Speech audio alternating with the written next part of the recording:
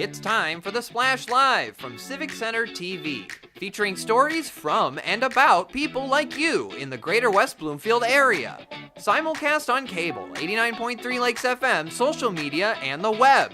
Now live from Green Media Center on Walnut Lake Road, it's the Splash Live. Live, local, social, it's the Splash Live on Civic Center TV and 89.3 Lakes FM. Thank you for joining us. I'm Tyler Keefe, and of course encourage you to always stay with us across our social media and find us on civiccentertv.com. Our top story today is continued success on the basketball court for the West Bloomfield Lakers. The girls' varsity basketball team competed in the MHSAA Division I state quarterfinals on Tuesday evening at Callahan Hall in Detroit. Our Civic Center TV reporter Kevin McIntosh has the story. Here at Callahan Hall, where the West Bloomfield Lakers take on the Utica Ford Falcons for a spot in the MHSAA state semifinals. This marks the Lakers' fourth straight quarterfinals appearance, and they're looking to extend their streak of Final Four appearances to 4 as well. There's a lot of pride associated with the return, of course, but not surprised. These girls have been preparing for this moment for my daughter, at least in that group, the last 3 years. So I've been following the team and just their drive and dedication, the hard work that the coaches put in. It's time. So it wasn't one of those things where it was like, oh, we made it. No, it's like we're here. What next? The Lakers got things kicked off early with the first couple buckets scored by Brianna and Breasia Gamble-Jones, respectively. Utica Ford eventually put numbers on the scoreboard from the foul line. From that point on, it was pretty much the Lake Show, with West Bloomfield ending the first quarter with a 3-point lead, 8-5. The Lakers guard, Sheridan Beal, started the second quarter with a fast break layup, but it was answered by the Falcons with a 3-pointer. Free throws from both West Bloomfield and Utica Ford added to the scoreboard, but it was the Lakers who picked it up with physical points in the paint to further their lead in the first half. More action started to happen as each squad traded shots in the second quarter. The more dominant team took over and ended the half with a 7-point lead. West Bloomfield 23, Utica Ford 16. Coming back from the break, both teams discussed their game plan, then it was game time. West Bloomfield got back to business with big-time buckets, but Utica Ford's defense showed up to the meeting as well. The Lakers' response to the Falcons' defense resulted in fouls and more free throws from each team. The game got interesting to start the second half, featuring key plays on opposite ends of the court. But once again, it was West Bloomfield who finished the third quarter on top, 40-25. In the fourth, it was the same story, different quarter. Dominance from the Lakers, more physical play on the floor, and more bang for your buckets from each squad. By the end, West Bloomfield had the questions and Utica Ford had almost no answers as the Lakers took the Falcons to school in this test for the best, 57-35. After the game, we got reactions from senior forward Brianna Gamble-Jones and assistant coach Glenn's for their reactions to the game and going back to the state semifinals for a 4th straight year. It's very exciting. I'm happy that we're going back to the Breast for the 4th time. Now it's time to win it all. Excited for the girls, great effort. We started the year 1-4.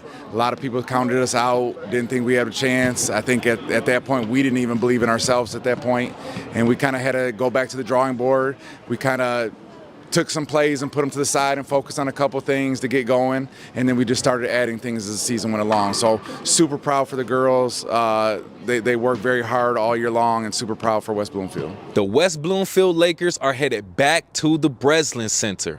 With a hard-fought win over Utica Ford, the Lakers have now secured their 4th straight trip to the state semifinals. From Callahan Hall, I'm Kevin McIntosh, Civic Center TV.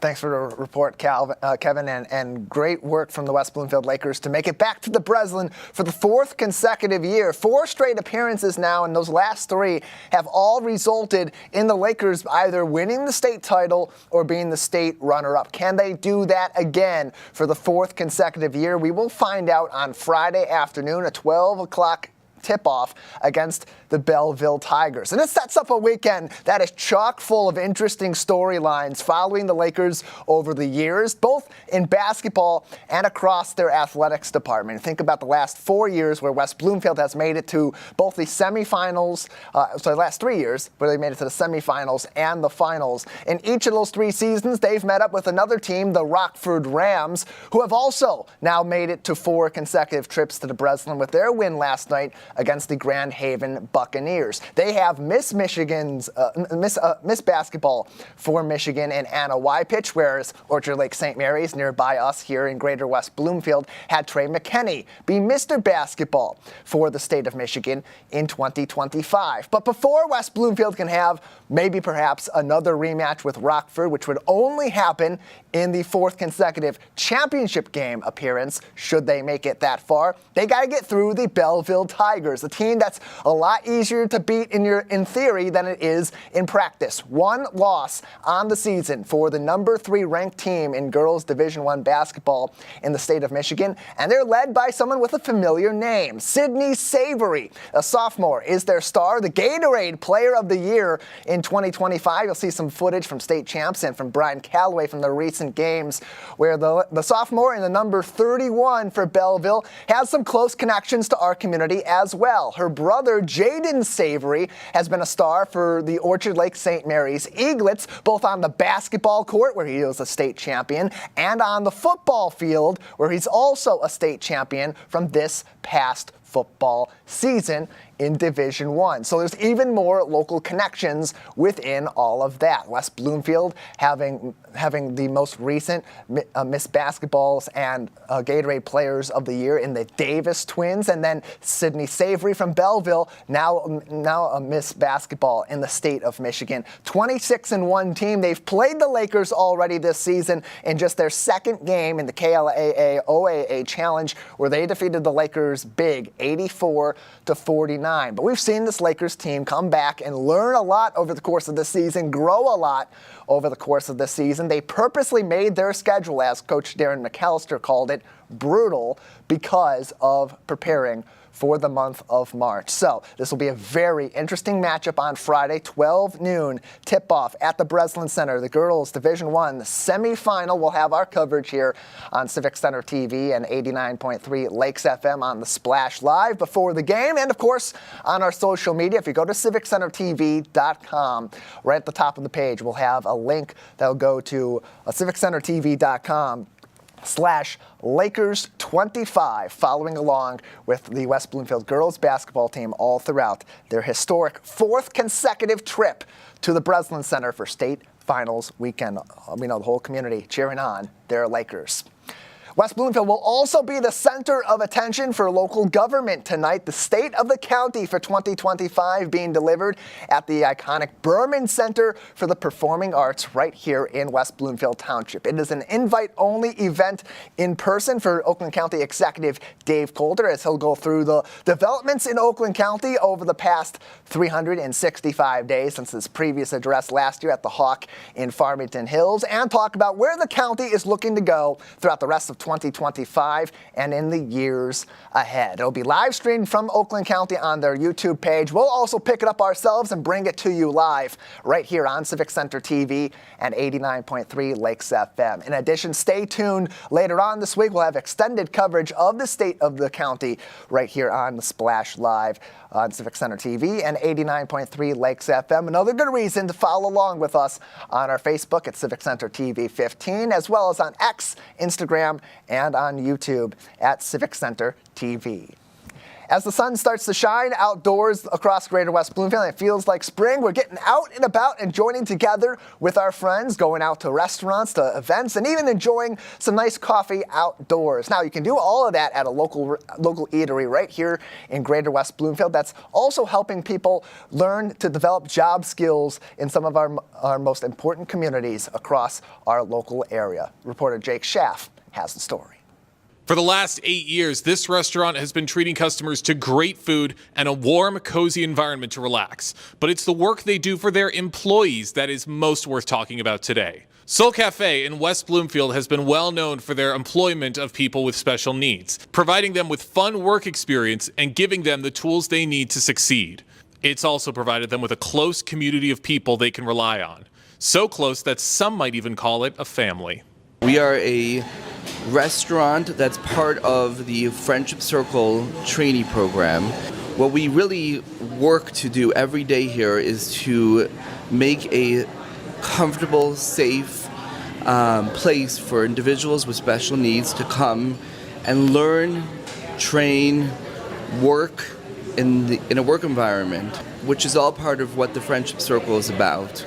How this developed really was that a lot of the kids that they took such great care of became older, and the parents were looking for something for them to be able to go to and give back and do good for our community. We based our trainee program about the needs of what the restaurant is, and not only our restaurant, but the goal is to find employment elsewhere at different restaurants so that we can continue to grow the program and to continue to train and employ individuals with special needs. It is a great program. I think that, multiple people with special needs, need a program like this because it helps them and to grow, especially when people are helping them to work and train throughout the whole program. So it helps out, and I truly love it myself. So I think it's a great program. A lot of people don't, have the ability to do something like this, especially when they're special needs, because they need a place to be trained, to work, to socialize. So that's what we're here for. That's our actual part of being part of the Soul Cafe, is to socialize, to work, to help train, and to work together as a big family. So that's my personal feeling about this place. If you could describe Soul Cafe in one word, what would it be? We're all about our soul. Really, it's understanding and seeing the beauty of every soul, of every individual, regardless of where they are or who they are. Sometimes that's forgotten. We look at what their outside is or what the outside looks. But over here, we're all about inclusivity and everyone has a shining soul, and we want to bring that soul out.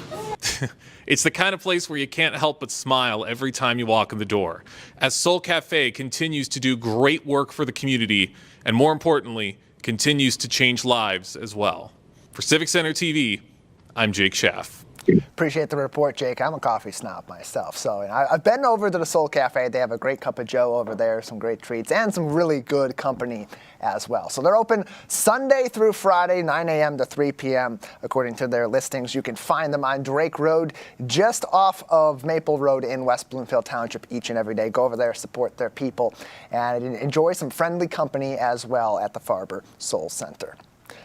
Across the nation, measles becoming a rising concern for communities, and that's now the case here in Oakland County, where the first case of measles in the state of Michigan was recently confirmed, both by the Michigan Department of Health and Human Services, as well as the Oakland County Health Division, with the cases being confirmed in the Rochester area in the last week or so. Christy Clement Halliday is the chief of the Oakland County Communicable Disease Unit with the Oakland County Health Division, and joins us for more information now on the Splash Live. Thank you so much for being with us. Appreciate it. Of course. Happy to be here. Yeah, happy to have you on to talk about this, because it's something that we're hearing in the national news. We're hearing a lot about the measles. It hasn't quite hit our community until recently, where we had that first confirmed case in the state of Michigan in our local area. So when it comes to the measles, what are the primary concerns from our local health apparatus? Our primary concerns are that we really want the community to check their vaccination status, for one. Basically, anyone, if you were born before 1957, are considered to be immune because measles was so common back then that everyone was pretty much infected or at least exposed. If you were born after 1957, we really recommend you check your immunization status. If you have 2 documented doses of the measles, mumps, and rubella vaccine, then you're fine. If you don't have 2 documented doses, our recommendation is to go ahead and get vaccinated through your own healthcare provider, or we do offer the vaccine here at the Oakland County Health Division at both our Pontiac and Southfield locations.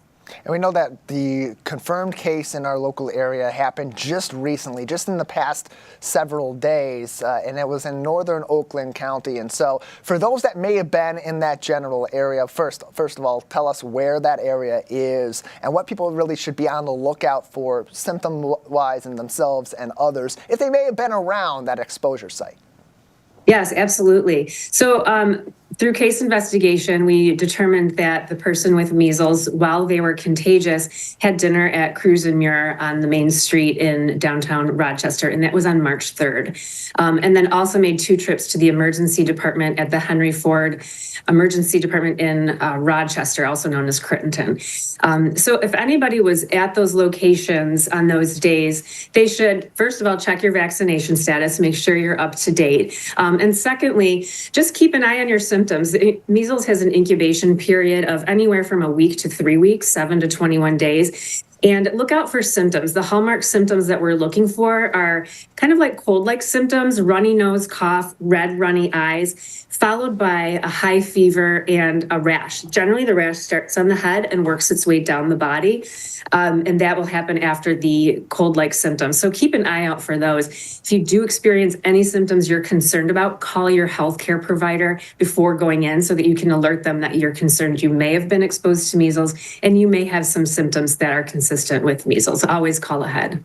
The recent exposure, the first case of measles confirmed in Oakland County since July, and in the state of Michigan since July of 2024. So just a little bit over, just a little under a year later, we have this case confirmed here in the state of Michigan, the first and the most recent, for lack of better terms off the top of my head, outbreak across the United States. But it's also not quite at the point where there's a cause for panic in the health community. And so where does the health community stand at this point, both in our local area, but even beyond that at the state and the national level when it comes to these most recent cases we've been hearing about? Yeah, absolutely. There's no cause for panic. We don't want people to panic. We want them to be aware. Certainly, we're concerned. Anytime there's a resurgence of a vaccine preventable disease, it's cause for concern. But it is a vaccine preventable disease. It's highly preventable. So we want people to be aware, check their vaccine status, and make sure they're up to date and their children are up to date in vaccine. Because we can definitely prevent an outbreak in our area. We just need to be aware and take precautions. oakgov.com/health is the website for the Oakland County Health Division. Christy Clement Halliday joins us today on the Splash Live. She is the chief of their communicable disease unit. As we talk about the measles cases that have been noticed of late across the nation, the first confirmed case in the state of Michigan, right here in Oakland County at the beginning of March in the city of Rochester. Getting the information out there, what you need to know about measles as it affects Oakland County and our local area here in Greater West Bloomfield at this time. And Christy, it's not lost on me, and I'm sure it's not lost on many people, that this is coming out on the 5-year anniversary of really when we got to the beginning of the pandemic stage of the COVID-19 saga. And so now that we've got that information behind us, we've gone through that experience, our health community has gone through that experience, how have those lessons informed the way that Oakland County and our local health systems are approaching things like the measles, that is, as you said, a disease that does have a vaccine cure to it? Yeah, sure. That's a great question. We want the community to know that we are their partners here at the health department. We want to be completely transparent as much as we can be. We want to build trust. We want you to know that we're here for the health of the community.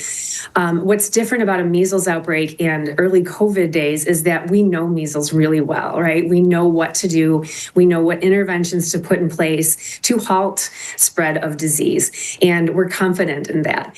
And so we really hope that the community reaches out to us with questions, concerns, and has trust in us. And we can do everything we can, it's feasible to prevent the spread of measles in our state if we take that action. And it's inevitable that there are going to be some people that are averse to getting updates to their vaccinations. They want to take other methods to keep themselves healthy and safe. And especially now as the weather is starting to warm, people are starting to emerge from their homes. How much more important does it then become to take those additional basic steps that we did learn during the pandemic that may not involve necessarily vaccines to also help prevent the spread of measles potentially in Oakland County? Yeah, absolutely. It is always important to keep a healthy diet, get adequate sleep, exercise, reduce stress as much as possible. That helps us overall in our health maintenance for all kinds of illnesses, whether they're chronic illnesses or contagious diseases, helps improves outcomes. So we definitely want to make sure that people are aware of just their health status and health practices as much as they can be. And just be aware of symptoms to look out for. Again, even if someone's not vaccinated and they are having symptoms they think are consistent with a communicable disease such as measles, reach out to the healthcare provider. You can even call us at the health department and we'll provide resources and talk you through that. But certainly now that the weather's getting nicer, we're a little bit more cheerful and able to get out there. So get some exercise in, walk around, eat some healthy, fresh foods, and get good rest. More information and contact info for the Oakland County Health Division if you have additional questions can be found on oakgov.com/health. Christy Clement Halliday is with us on the Splash Live today as we talk about the most recent exposure of measles in Oakland County and Rochester in early March. Now, the concern date is in early March, those on or after March 10th that may have been exposed to measles in our community. And really the symptoms start to appear for about 3 weeks after that first exposure. And there is a certain amount of time where the most effective treatment for high-risk individuals may be in play. So if people are watching out for these symptoms, they may have been in that general area in Rochester during the time of exposure. How long should they be watching out for those symptoms, and how important is it to get help early on if they do experience them?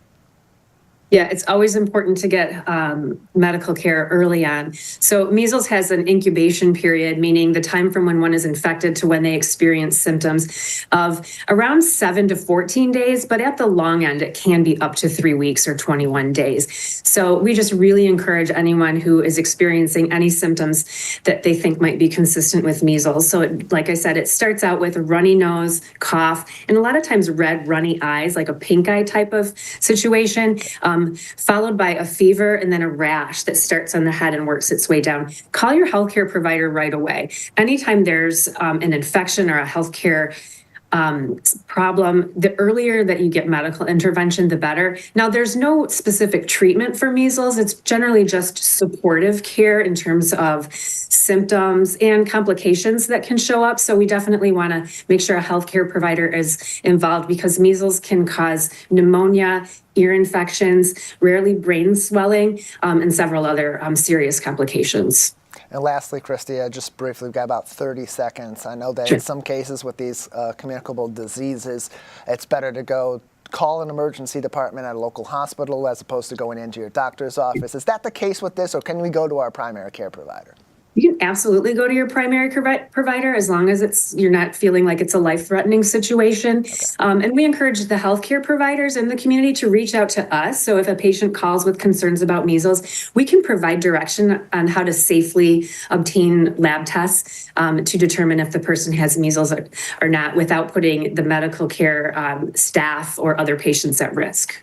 All right, well, we appreciate your time and appreciate your insight on this. Again, just one case so far that's been determined in Oakland County, but any case of measles is something that we have as a vaccine-preventable disease that's reemerging, as you have said, something to at least keep your eye out for those symptoms. And if you're feeling unwell, to go get checked out. Christy, thank you so much for your time.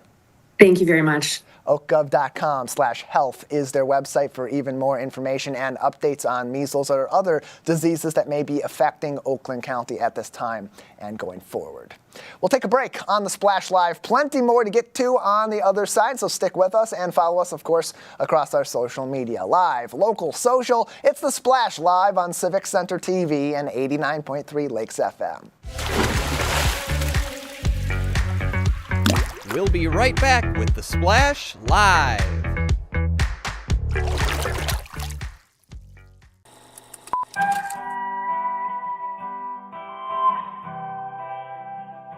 bringing you stories and memories from Kego Harbor. Civic Center TV, television that's close to home. Hi, I'm Chris Fry, Park Superintendent, West Bloomfield Parks. Congratulations, Civic Center TV, on 1 million views on YouTube. Thank you for all you do in the community, and thank you for having me on The Splash throughout the season to talk about activities out in the parks.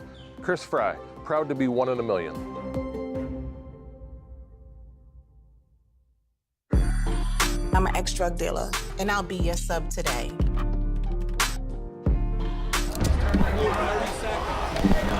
Two milligrams of fentanyl can be lethal.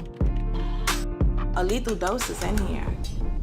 Who gets it, I won't know. It's cheap, it's potent, and it's profitable. The sad reality is fentanyl is being mixed into everything now.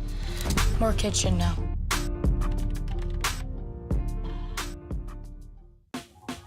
Last week, Brandon met a girl on a dating app. One day after work, he finally found the courage to ask her out. No answer. He started to panic. Was he being too pushy? Maybe it was too Sorry I didn't respond. I was driving. I would love to go on a date. How does tonight sound? Brandon tried to play it cool, but inside he knew. A girl so smart, so responsible. She must be a keeper. And now, back to The Splash, live. Live, local, social, it's The Splash Live on Civic Center TV and 89.3 Lakes FM. Thank you for joining me. I'm Tyler Kieft, and of course I encourage you to follow us for even more information and updates all throughout the week on civiccentertv.com and across our social media with links, of course, on our website. Here in Greater West Bloomfield, we really appreciate our wetlands and our woodlands and all that green space we have in West Bloomfield, Kego Harbor, Orchard Lake Village, and of course, Sylvan Lake. But a caveat of all that green space means a little bit more wildlife also being present in our community, including population of deer, with about 1/3 of our land suitable here in our community as a deer habitat. So how do we counteract that? How do we help both the deer and our local property owners as well? That's all being managed through the Michigan Department of Natural Resources with their wildlife biologist Chad Fedewa joining us now for more on The Splash Live. Chad, thank you so much for being with us. Sure, happy to be here. Happy to have you on to talk about this because it's something that maybe we're not necessarily seeing being a big problem right now in Greater West Bloomfield with higher populations of deer all throughout our community. But as the weather warms and they start to roam and get out and about more often, we're going to see a lot more of them in our community. So what sets up Greater West Bloomfield for being sort of a hotbed in Oakland County for large populations of deer roaming around? As you mentioned, there's a lot of good habitat and green space for them. And no surprise, in this area, urbanization, expansion, has happened a lot since the 1960s. Back then, there weren't a lot of deer in the southern lower peninsula, but over time we have seen deer numbers increase, and particularly in urban and suburban areas, mainly the last 10 to 15 years where we're starting to see some negative impacts due to overabundance in some areas. So deer have adapted and adjusted to living around people. Like we mentioned, there's plenty of food sources, sometimes human-assisted, with people feeding deer intentionally. But in these areas, there's often very low mortality rates. We have very few predators and, of course, some mild winters, so we don't have a lot of natural mortality for deer. So they've become very comfortable around people, particularly when we're not seen as a predator, and we're often seen more as a potential food source. And so as that happens and these deer find local areas to be viable places to habitat and also to find and graze for that food, what sort of challenges does that bring up for our local communities and not just managing this wildlife from a safety standpoint, but the ways that it impacts that wildlife, the additional wildlife in our local area? Sure. So you have to remember that we do have, our deer they have evolved as a prey species. So, they're programmed to reproduce a lot of offspring, and, with most predators eliminated from the landscape, legal regulated hunting has been the tool for helping manage deer populations in the state in the last 75 to 100 years. So, in general, that's worked pretty well in rural areas to kind of maintain the population to a more suitable status based on the habitat that's available to support them. But it's become a challenge in urban areas due to safety concerns around hunting. So a lot of communities have historic ordinances that prevent hunting or the use of firearms and archery equipment. So as deer abundance in these areas continue to grow and impact the landscape around them, communities have been looking for options and potentially removing some of those restrictions and opening up areas to legal regulated hunting. Is that still the tool of choice for managing deer populations? And urban archery hunting can be done safely, and we do have examples of that across the state. And Chad, we know that in Greater West Bloomfield, we value the wildlife, West Bloomfield Township and the Tri-Cities equally, and the population of our community, our residents, also love to look out their window and see the deer. But as they're seeing these increased populations, and you mentioned it, hunting in a residential area on public or private land is not permitted in West Bloomfield or in our Tri-Cities in the Greater West Bloomfield community. So what are some other ways that landowners in our community can help to manage the deer population outside of, as you mentioned, hunting, which is a highly effective tool used in other places? And so for starters, having people not intentionally feeding deer, we like to watch them, we like to see them in our backyards, but intentionally feeding deer can artificially congregate deer. That can cause some health issues for deer if there's any diseases present in that herd. But it also creates a nuisance in some cases, and then deer transition to eating, other things, landscaping and other shrubs and things in people's, around people's houses. So, trying to eliminate deer even from eating on bird feeders, if you can protect, deer from getting into those bird feeders and eating the seed off the ground. That kind of helps them, not congregating in these areas. There are some more, and there's nothing that's truly deer resistant as far as landscaping, but there are certain species of plants and shrubs that are less tolerant for deer, so they may not be as likely to browse on those. So there are a list of those things you can find online as well. It is important to develop some level of tolerance to these deer. I mean, they're not going away. We've created a perfect environment for them. Got a good, safe habitat for them, available food. It's really created a good situation for them in a lot of places. Chad Fida was with us from the Michigan Department of Natural Resources, or the DNR, on today's edition of the Splash Live. As we address the increased population of deer we're seeing in residential communities in Oakland County, and in particular in Greater West Bloomfield, where again 2/3 of our community's land is viable space for habitat for these deer. So Chad, I'd imagine too, especially in highly populated residential areas like Greater West Bloomfield and Oakland County here in Southeast Michigan, another big concern with the rising deer population has to be traffic safety hazards, because they are roaming across our roads. I drive home at night from our studio here on Walnut Lake Road, and often as I'm going up toward Drake Road, there are deer crossing the street, and sometimes it's a big surprise, and you got to really be prepared to make a sudden stop. So how do you manage that from the DNR's perspective with local road commissions, with local communities, to try to, maybe if you're not able to counteract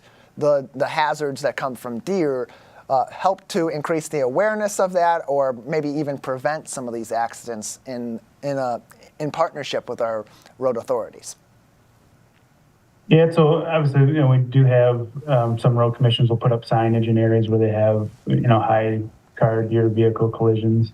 But yeah, in absence of, some tool or regulated hunting to try to minimize those deer on the landscape, it is quite a challenge. We do have, some road commissions, some local units of government do try to, make people more aware of those areas that are that tend to have more of those collisions, and it is a challenge. There's not a really great solution to it. And so lastly, Chad, what is your message for residents in our community in terms of their ability to stay informed on ways that they can help manage the deer population in our community, along with our partners from West Bloomfield Parks, from the Michigan DNR, and other organizations? Yeah, so like I mentioned earlier, kind of developing a certain level of tolerance for deer in an area there. Like we've created the perfect environment for them in a lot of cases, and as they get more comfortable living in and around people, we're starting to see that happen more often. So, if there is an option for some legal regulated hunting to happen in the community or some surrounding communities, that's certainly going to be a long-term solution to help regulate some of those numbers when they become too abundant for the habitat to support. So overabundance does lead to a lot of negative impacts, and certainly on those ecological landscapes and our forests, and even health issues for deer. And no one really wants to see deer suffering because there's too many for the habitat to support. We care about our wildlife here in the Greater West Bloomfield area, and here's some great advice on how you can continue that care from one of our experts himself. Chad Fedewa with the Michigan Department of Natural Resources. Thank you so much. Sure, no problem. More information and helpful guidance on michigan.gov/DNR. And in addition, we have great resources right here close to home, next door to us, West Bloomfield Parks. Their naturalist team led by Lauren Azuri, always willing to answer your questions about ways that you can help our local wildlife. Keep seeing them in your backyard and enjoying them across our natural green spaces without having a negative impact on them or encouraging those wildlife to have a negative impact potentially on you, yours, and your neighbors here in the Greater West Bloomfield area. We're facing a lot of complicated issues across the globe nowadays in 2025, and while our world leaders tackle those issues through diplomacy, through negotiation, or unfortunately through some other more aggressive means, our students here in Oakland County and Greater West Bloomfield and across the state of Michigan are trying to tackle those issues themselves, and doing so through organizations like Model UN. And some of our local students, in fact, doing that very well, winning big awards at Model UN's recent meeting last weekend at Michigan State University. One of them is West Bloomfield High School student Harshitha Sankaranarayanan, who joins us now on the Splash Live. Harshitha, thank you so much for being with us. Thank you for having me today. Yeah, happy to have you on to talk about this journey, because I remember you mentioning it at the school board meeting recently as you talked to the board about Model UN. This was a long night for you to participate in Model UN and ultimately come out with the award as best delegate. So first off, just take us through that experience of being part of what was called a midnight crisis simulation. Sure. So a lot of the big college conferences like MSU, they start doing these things called midnight crises. So I was able to participate in that. They had, I think, one person max from every school participating. And it was from 10 p.m. to 2 a.m. in the morning. So obviously a pretty weird time. And it was directly following another committee session we had during the actual day. So we didn't get the topic revealed to us until we showed up. It was a lot of fun. The topic was about a global monster summit. So it was supposed to be a little bit fun, a little quirky, and just entertaining. And we were all able to practice our speaking skills and communicating, which of course gets harder when you're a little sleep deprived and it's like getting closer to midnight. But we had a lot of fun engaging with other people. And so how does that teach you sort of the ways that global government can work? It's one thing to learn about it in the classroom, to hear about it in the news, to sort of analyze it from what you read and what you listen to and what you watch. But it's, I'd imagine, very different when you're participating in it yourselves with your peers. Yeah, of course. And I think the great thing about Model UN is that oftentimes you don't get a lot of choice in what country you're representing. You get assigned one. And it's interesting to get to take that persona of that character or that country, even if you don't necessarily agree with all those things yourself. And getting to embody that gets you to kind of see the world from new perspectives and understand maybe a perspective that I might not resonate with on a daily basis. And getting to play that role makes it a lot easier to understand kind of how that plays a part in our global politics and how we can come to compromise in real life. And so as you analyze that and you experience that, how does that change maybe your perspective on the role that our world leaders have, both at our federal level here in Washington, D.C., but others from our allies in places across the world, and even some of our adversaries in common places like Moscow and Tehran and others, as they're also tackling these issues that impact their nations? Yeah, of course. I think it makes me realize how difficult it truly is on a global stance to come together, especially on such controversial issues sometimes, and that every single country's got their own domestic concerns, and that coupled with trying to make some global order and peace occur can be difficult. So it really puts that into perspective and has me having a lot more respect for those leaders, but also puts a lot more responsibility on those people and a lot of hope that they can do good things for the future. Michigan's best delegate for Model UN is with us on the Splash Live. She is a student at West Bloomfield High School. Harshitha Sankaranarayanan is joining us on the Splash today, talking about the most recent Model UN state competition where she won awards for her performance in their midnight crisis simulation. And Harshitha, for those that are maybe considering different ways to participate at West Bloomfield High School, what makes Model UN special for you and or may make it a special experience for someone that's looking to get involved at WB? Absolutely. I think Model UN is a really amazing opportunity for people who maybe aren't so familiar with talking publicly, might have some trouble with that, or are interested in getting involved. It's a way that you can engage with current events and maybe even historical events, get involved with global politics, also have an opportunity to communicate with peers across the entire state and maybe even across the nation if you're able to go to some of the bigger conferences. And it really helps you see a lot of new perspectives, get your voice out there, and really learn a lot. Over my 4 years in high school, I've learned a lot through Model UN, and I would definitely recommend it to anyone else. And I would think, too, it's a big lesson in diplomacy. That can come in handy when you're a high school student. A lot of drama sometimes can happen in those hallways. How has that maybe helped you in your day-to-day life as a high school student, managing all these different relationships? You're also our student liaison for the school board for West Bloomfield High School. So how has this experience helped you in other leadership capacities? Yeah, for sure. Well, I think in contrast to, I also participate in the debate team. Model UN is something that's really focused on compromise and coming together for a solution. It's not about who can make the biggest war or who can make the biggest personal goals happen, even though sometimes that does come into play. It's about making sure that everyone can come to a global consensus that helps the most amount of people. And that ideology really helps to guide me in my daily life. With being the student liaison, it helps me to communicate with my other peers through other clubs and share out that information, represent all the clubs and things that are happening at the West Bloomfield High School. And it also helps in my day-to-day life with trying to see the other side of arguments and trying to be more on the same page with my friends and my peers rather than always wanting to win an argument.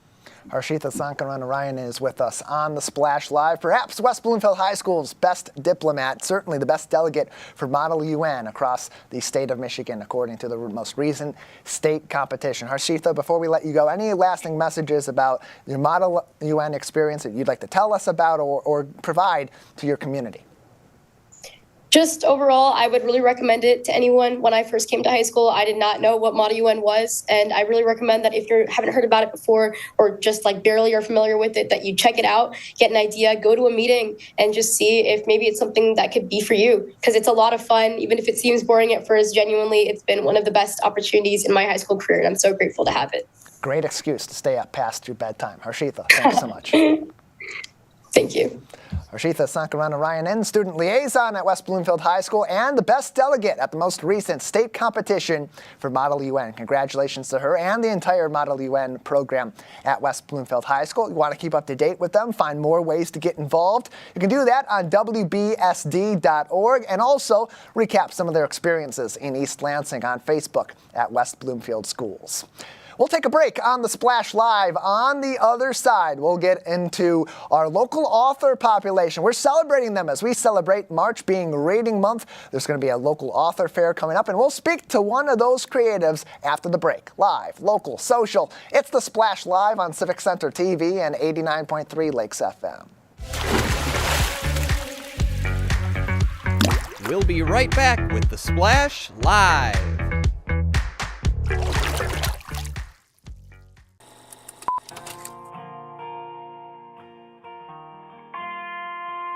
Bringing you stories and memories from Sylvan Lake. Civic Center TV, television that's close to home.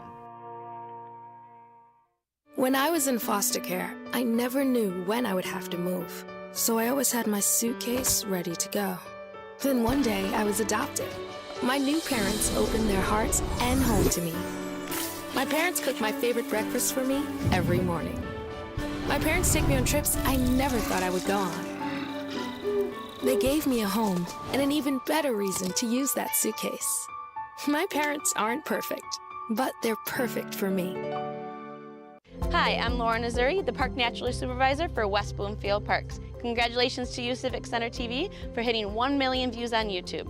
We really appreciate your partnership in spreading nature education in a creative way in our community. I'm Lauren Azuri, proud to be 1 in a million.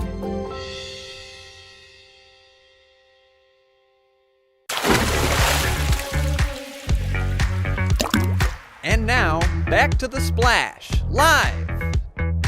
Live, local, social, it's The Splash live on Civic Center TV and 89.3 Lakes FM. Thanks for joining us.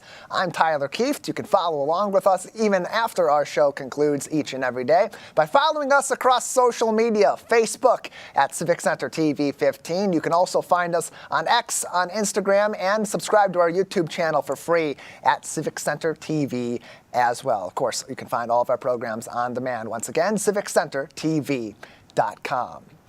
Here in Greater West Bloomfield, our celebration of Reading Month extends not just to our readers and our favorite books, but local authors who are making a splash themselves in our local reading community. Joining us now on the program is an author with experience in sci-fi and fantasy and a little bit of historical fiction himself, Donovan Neal, who will be one of the authors featured at the 2025 Author Fair at the library. Thank you so much for being with us, Donovan.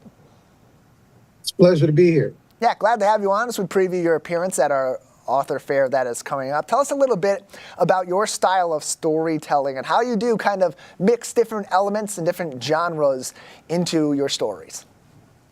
Basically, my specialty or niche is Christian speculative fiction. I've written a 4-book series about the fall of Lucifer.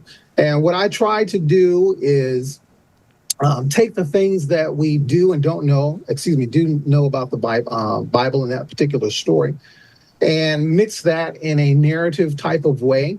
And in the same way, if you're familiar with The Chosen, I know that's a really fantastic television show that's out right now. And so using elements similar to that type of storytelling where you are looking at actual historical events and speculating to some degree about the things that we don't know and creating a very interesting tale that people can enjoy. And it's a unique blend of these genres, as I mentioned before that first question, because you're not only bringing into this sort of theological themes and stories, and as you mentioned, different moments in history where you are forced through your storytelling to analyze them through a different lens. You're also blending in some fun with fantasy and with science fiction as well. What about that makes, in your opinion, for a more interesting telling of these stories from Christian texts and also from our history? Well, I think as far as the story itself, one of the most fascinating things to me is about is the fact that Lucifer, Satan, the devil, call him what you will, he's already in the garden. And so I call my story the prequel to the Bible, not to be sacrilegious, but to emphasize the fact that the fall of Lucifer is the mitigating event that launches virtually everything that we see about in the Bible. And in terms of fantasy, I love Tolkien, The Lord of the Rings, all of that, and what you can bring by bringing to life different elements that are obviously different from our real world setting and mixing that together with what we do know from history and creating, again, a dynamic tale. So the West Bloomfield Local Author Fair is happening Sunday, March 23rd from 1 p.m. to 4 p.m. at the West Bloomfield Township Public Library. More information can be found on the Author Fair, including some of our local authors like Donovan Neal, who will be joining us at the event on WBLIB.org. Donovan, you have such an interesting background in working with nonprofits and working in ministry as well. And so how did you get into storytelling and becoming an author? By accident on some level. I would say that my old creative, I went to Churchill High School in Livonia. I had a creative writing final exam, wrote a 100-page novel that was a mix of science fiction. And I didn't write again probably for about 20 years between that time frame. So there was just simply a story that I wanted to see told. And I had not seen that story told in any type of way that really satisfied me. And so in my audacity and I would even say naivety, I decided that I was going to write this story, at least for myself. And as would have it, as I published this, after I published the story, people resonated with it. They enjoyed it. And I remember one particular person who read it before it came public. Man, you've got to publish this story. So I did, and kind of the rest is history.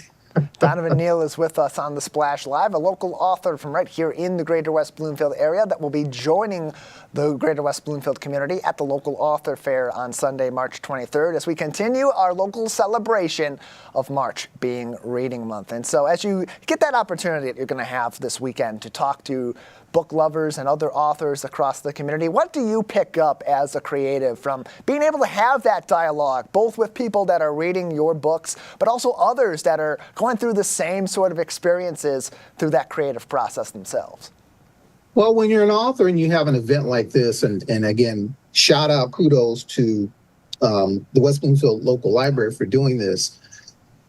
When you're there as an author, you have the opportunity to not just network or interface, connect with local authors, and there's various things that you can learn and pick up from them in terms of various shows, writing styles, just tips of the trade, as it were. And then there's just the overall satisfaction of being able to meet your fans and those individuals who will become fans. And so it's always a wonderful thing when you meet someone who's actually read your materials and they come and realize, hey, you're going to be in the area and I want to meet you. I want you to sign my book. I can't tell you the number of occasions where I've had instances like that, but it's always wonderful to talk with people just about storytelling, what they find, what they enjoy. And even if they don't enjoy the specific genre that I write in, usually in an event like this, you can direct them to another author that will meet the needs of what they're looking for as far as their entertainment dollars are concerned.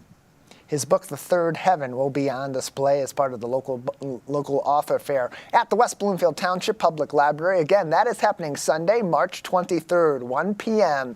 until 4 p.m. at the main library here in West Bloomfield. And so, Donovan, as you went through the process of writing The Third Heaven, what was, in your opinion, the most challenging aspect of it, and what was the most rewarding aspect that you got out of putting that story out there? The most challenging aspect of writing a story like this is just, the reality is there's just simply things that we do not know. There's simply things that the Bible are sacred texts for both Christians and those of Jewish and even Islamic persuasions. There's simply things we do not know. And so trying to satisfy, in particular, again, I write to a Christian audience primarily, trying to satisfy all of Christendom is impossible. And so there's no way that anything that I write can be looked at as in a prescribed doctrinal way. It has to be looked at from a speculative standpoint. So that was the most challenging thing, really being able to try to take a story and do justice and reverence to what for majority of the world's populations is a sacred text. And so that's the most challenging thing. The most rewarding thing was basically getting the book done, getting it finished, and taking a step back and looking at it and said, wow, we did it. And I think one of the biggest compliments that I get after individuals read the stories is, wow, this should be a movie. This should be, I need to see this on the big screen. And what's ironic about that for me is that when I wrote the series, I wrote it from the standpoint of, if I was at Imagine Novi and I was sitting back, how would I want this story told to me? And so with all of that, I love movies, I love video games, comics, I grew up with all of that. And so I have a very vivid imagination. And so I wrote that book like I would want to see Lord of the Rings in the theater for the first time. And so when I get a reader that resonates with that, and that lets me know I did my job. And as a reader and as someone that just really enjoys imagery in text, that's something that would attract me to a story like this. But you mentioned that this is primarily aimed, your stories are primarily aimed at Christian audiences, but you're tackling issues that are pretty universal across different faiths and even those that maybe don't practice a specific faith or religious experience. It's good versus evil. So, and that's really the big underlying theme of this. How do you then incorporate these themes into these stories in a way that will still also resonate with people that maybe don't have a background in Christian ministry or may not be Christians themselves? Mm-hmm. You definitely don't have to be a Christian to enjoy the story. Most of us in Western civilization understand the stories, whether we connect with them on a personal level or not. As a matter of faith, we're familiar with the story of the fall of Lucifer, devil, Satan, call him who you will. We're familiar with that. And so I think they're just simply overarching themes that are in the story.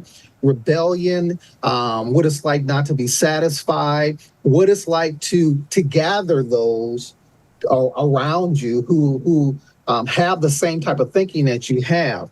It is a classic good versus evil story. I'm a classicist in that sense. I like to see good win out over evil. And so in my books, good definitely wins. But you're seeing the descent of darkness and how someone in an idyllic environment can move from a position of privilege, from a position of prosperity, from a position of having everything that they want or desire, but still not being satisfied. And really what the implications of that are for us as we live out our daily lives, both with each other, and if we are persons of faith, how we interact with God. Donovan Neal is with us on the Splash Live, one of many local authors you will see at the West Bloomfield Local Author Fair happening Sunday, March 23rd from 1 p.m. to 4 p.m. at the West Bloomfield Township Public Library. Donovan, we're going to see so many people who have taken the plunge into writing their stories, getting that book out in our community as we attend the Local Author Fair. For you, and as you're talking to us today, and as you're going to be interfacing with people that maybe have a story in them that they want to tell, what advice do you have for perhaps first-time authors that may emerge from our community beyond this weekend's event? That's a great question. The biggest thing that I can tell individuals who are writing and want to write a novel, memoir, I mean, I see all different types of writing styles and persons, is simply finish.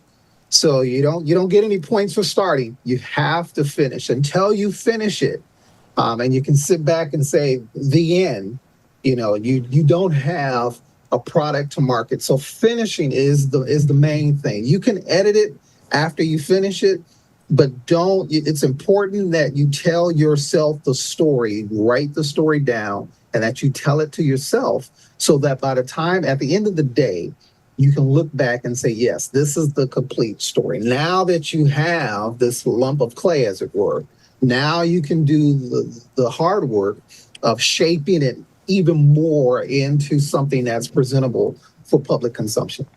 Donovan Neal is with us on the Splash Live. You can find more information on him and his stories on donovanmneal.com, or better yet, join him at the West Bloomfield Township Public Library's main branch Sunday, March 23rd from 1 to 4 p.m. for the Local Author Fair. Donovan, anything else before we let you go today? Well, I just hope to see various ones out there. Hopefully it'll be a great day. And I'm sure we'll have a great time talking about all the various stories that we have out there. So, and again, thank you for hosting me today. Appreciate having you on, Donovan. Thank you so much. Donovan M. Neal, he is an author you will see at the Local Author Fair. Again, Sunday, March 23rd, 1 p.m. to 4 p.m. More information can be found on Facebook at West Bloom LIB or on WBLIB.org to learn about all the authors you'll see at this Local Author Fair and other ways you can celebrate our love of reading here in Greater West Bloomfield throughout Reading Month in the month of March. That's going to do it for today's edition of the Splash Live. Before we let you go, I want to remind you, you can always find follow along with us on our social media. Whether you're just tuning in and you want to watch the full show back, or you're waiting for those individual segments as you go throughout your day to keep you updated on everything happening in Keagle Harbor, Orchard Lake, West Bloomfield, and Sylvan Lake, scan that QR code on your screen as we speak, or head on over to civiccentertv.com, where you can follow us on Facebook at Civic Center TV 15, and also on X and Instagram at Civic Center TV, which is also our handle for our YouTube page. While you're on our YouTube page, subscribe, hit that bell icon. You'll be notified every time we go live with new programming and with special event coverage, and every time we post a video. That's going to be really big on Friday when we are covering West Bloomfield High School girls basketball's 4th consecutive trip to the Breslin Student Events Center for championship weekend in Division I basketball. That can also be found on civiccentertv.com/Lakers25. Big thank you to our entire team out in the field, Kevin McIntosh and Jake Schaff, and Calvin Brown back at Master Control. For our entire team, I'm Tyler Kieft, live, local, social. It's The Splash Live on Civic Center TV and 89.3 Lakes FM.